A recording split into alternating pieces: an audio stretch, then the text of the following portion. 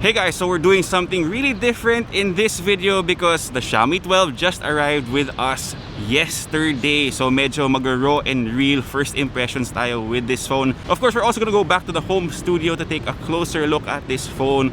Pero while we're out, let's take some sample photos so you can see what this phone can do.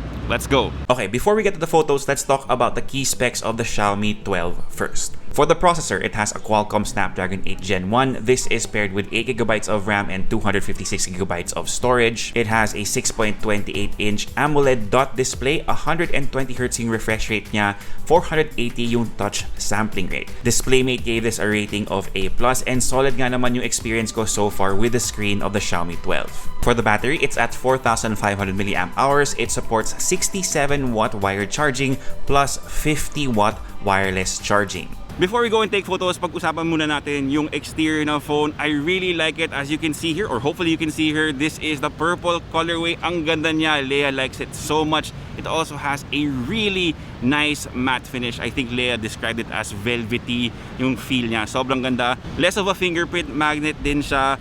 I really like the size as well. Medyo surprising since I just came from the Poco X4 Pro 5G and that was a 6.67 screen. So yeah, this is really nice and compact. So kung naghahanap kayo ng maliit na flagship phone, maybe this is the phone for you. But anyway, let's go take some photos. So with the initial round of photos that we were able to take today, actually we're very impressed. Now, one thing na notice namin was that if you switch between the main camera and the ultra-wide, consistent yung colors niya, which is always a plus. Solid din yung details and yung dynamic range, medyo deserving of a chef's kiss. Of course, we also had to try out portrait mode and masyadong malinis yung background blur to a point na hindi siya mukhang natural. By the way, we have to go over its specs. Let me pull them up and talk to you about them. Okay, so yung camera specs niya, 50 megapixel yung main camera, f1.8 up to 8K video recording, 4K na HDR10. So solid to kung mag-vlog kayo.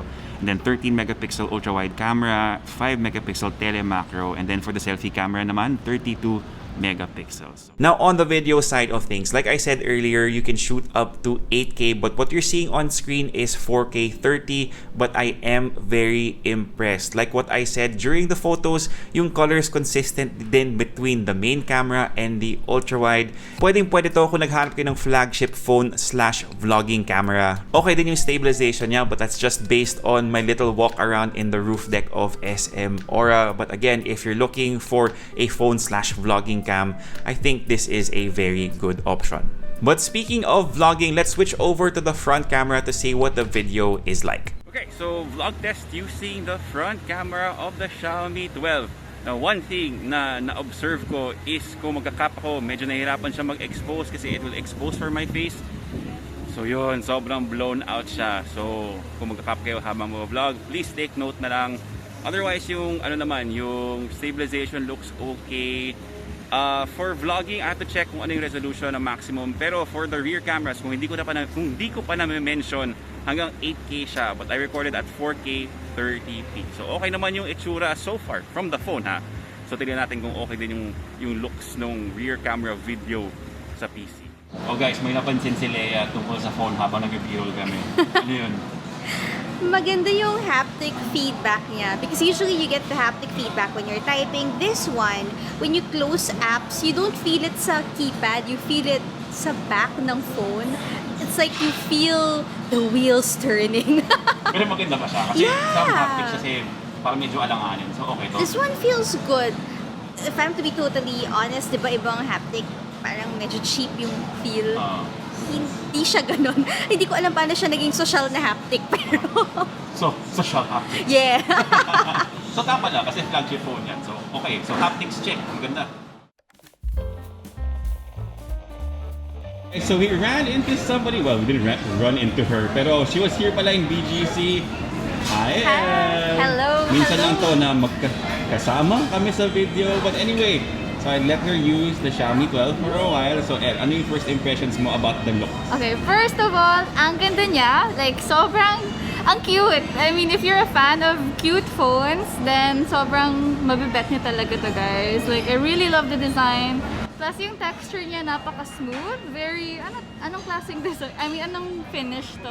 Sabi lang nila, it's velvety daw. It's velvety. Yun. I really love it. It's very classy looking. Super premium yung design. So, I'll let you watch a video. Hindi natin pwede play kasi baka mga copyright strike tayo. Okay. What do you think of the display though? So far, I like it.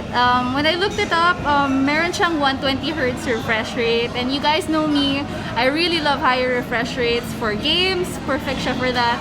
And sobrang smooth talaga ng scroll niya, pag-scroll experience niya. And at the same time, this is like a curved screen. Really nice. Napaka-seamless ng design niya. And yeah, so far, ang ganda. I like it. I like it. The top part. How about the speakers? Speakers, this is dual speakers. I like it. Yung sound niya, napakaganda ng quality. It's not muffled. It's not that bad. And yeah, the speakers are very clear. And based from the sound kanina, from the video that we watched, it's pretty clean. Super clean volume. And yeah, I like it. Okay, so first impressions, ano ba to? 1 to 5 stars, mga ilan? I mean, I just held the phone today. But yeah, I'd say this is like a 4.5 out of 5. I mean, design-wise, napaka-premium niya talaga. And I like this shade of purple actually. It's not too in your face, but at the same time, it's not that muted. It's just right, the right pastel purple. And yung display niya, is this AMOLED screen? AMOLED. So AMOLED screen, 120Hz refresh rate, plus a curved look. I mean, matter of preference, I really like it. Plus Snapdragon 8 Gen 1 yan. So I'm sure pasado yan kay El pagdating sa gaming. Super. So yeah, I mean, I haven't played any games on it yet, so I can't tell. But knowing the specs, it should run pretty smooth. So yeah. Alright, thanks, El!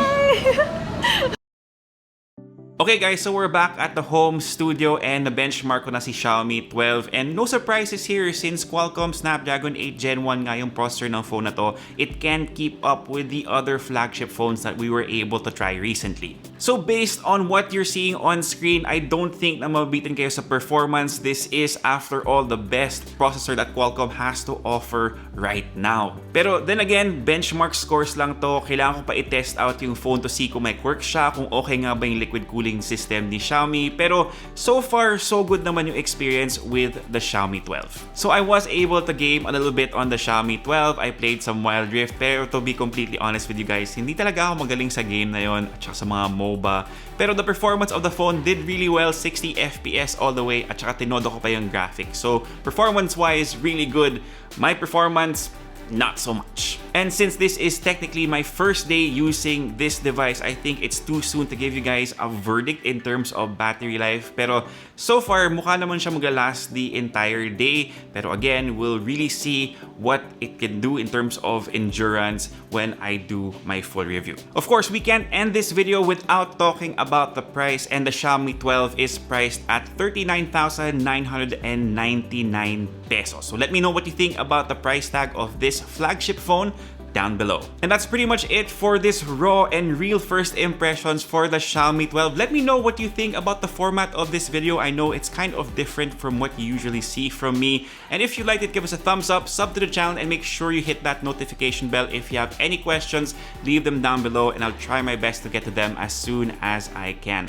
For all the latest in tech, head to Unbox.ph, plus follow us on Facebook, Instagram, TikTok, and listen to our podcast on Spotify. My name is Tito James. Peace, God bless. See you guys next time, and stay safe.